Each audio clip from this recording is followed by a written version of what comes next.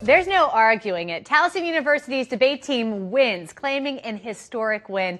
They are the first all-black women's team to win the Cross-Examination Debate Association's national championship. This morning, we have two of the team members here.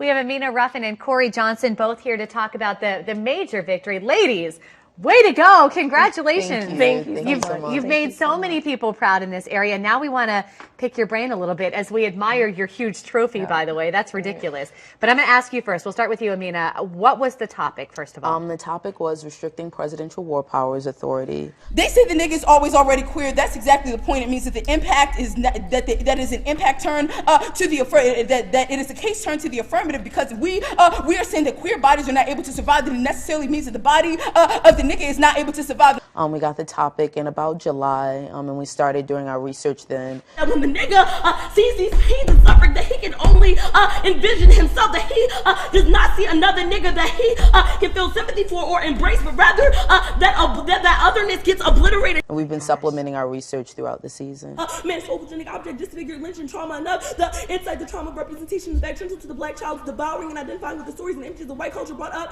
to think and act subjectively like a white man, the black man. So where do you go from there? You know, when you start preparing for a national competition, once you know the topic, what's next? Well, you do a lot of research. Says that the way that the status quo works is through whiteness allowing, forcing other bodies to tell narrations of whiteness and the violences that whiteness does. We say that is the link that we will go for. In order to prepare for it, because there are several different tournaments, and so being able to transition through each tournament.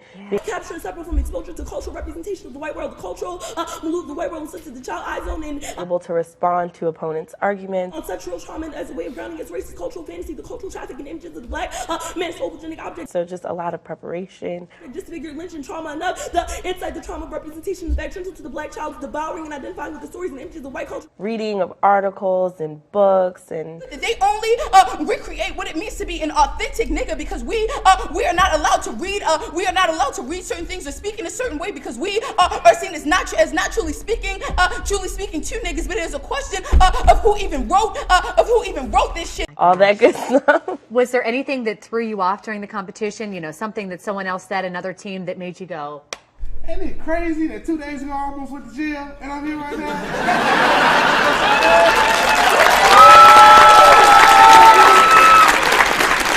Yeah, well, the argument that we hit in the final round was a pretty difficult argument. Some say the blacker the berry, the sweeter the juice. I say the darker the flesh and the deeper the roots. I give a holler for my sisters on welfare. It's Tupac cares and don't nobody else cares. We've been debating against this argument all year. And I know they like to beat you down a lot.